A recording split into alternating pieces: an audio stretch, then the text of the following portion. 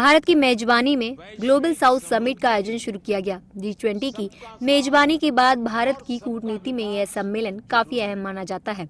प्रधानमंत्री नरेंद्र मोदी ने 17 नवंबर को वीडियो कॉन्फ्रेंसिंग के जरिए दूसरे voice of global south summit का उद्घाटन किया। पीएम मोदी ने दूसरे voice of global south summit के उद्घाटन सत्र को संबोधित करते हुए कहा, हमने जनवरी में पहली बार वॉइस ऑफ ग्लोबल साउथ का आयोजन किया।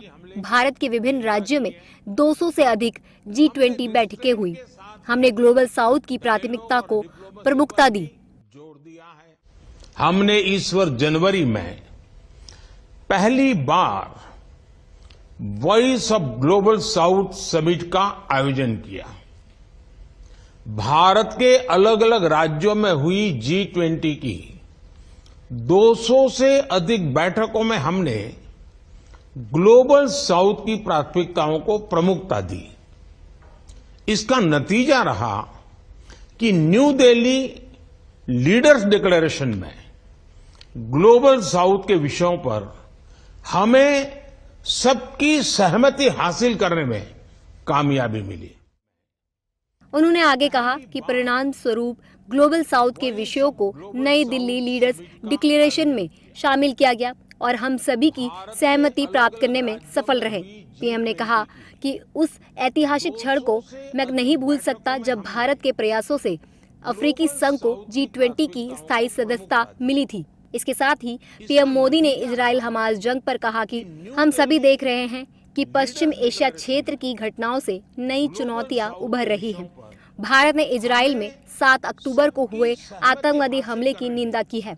हमने संयम भी बरता है। हमने बातचीत और कूटनीति पर जोर दिया है। हम इजराइल और हमास के बीच संघर्ष में नागरिकों की मौत की कड़ी निंदा करते हैं।